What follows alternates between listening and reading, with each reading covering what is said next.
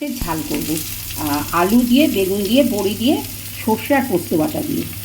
খুব হালকা করে করব। ভেজে নিয়েছি সব। এবারে পেঁয়াজ ভাজছি, এবার টমেটো দিয়ে দিলাম। এবারে নুন হলুদটা দিয়ে দেবো। একদম হালকা করে করব।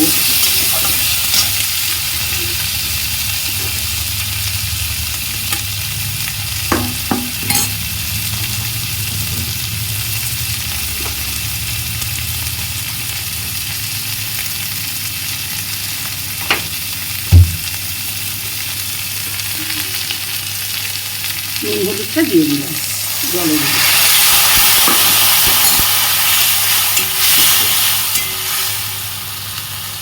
করবো গরমে তো রান্নাঘরে ঢুকতেই ভয় করছে। এই যে আলু আর কাঁচা লঙ্কা দিয়ে দিলাম। এতে সবই ভেজে ভেজে রেখেছিলাম, দেখিয়েছি। এই যে আরেকবার দেখাচ্ছি, সবই ভেজে ভেজে রেখেছি। এই যে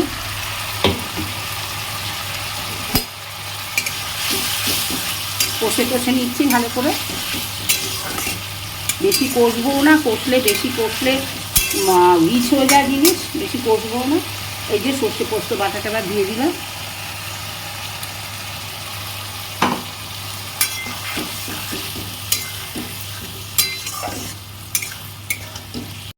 ঝাল ঝোল যাই বলো না কেন তোমরা, একদম হালকা।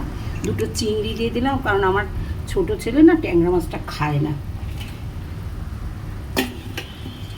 এই যে মাছ সব ভেজে রেখেছিলাম, মাছ দিয়ে দিচ্ছি। ছোট ট্যাংরাই।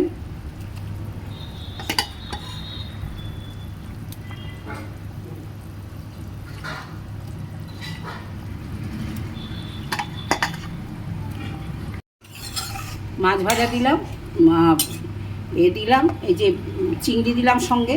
এটা ম্যানেজ রান্না বলে, আর ওই ছোটো ছেলে খায় না। দিয়ে এই বেগুন ভাজা ছিল, এখন দিলাম, দিয়ে নামিয়ে নেব। এই উপরে একটু সর্ষের তেল ছড়িয়ে দিয়ে নামালাম। একদম হালকা, এই যে একদম হালকা পাতলা।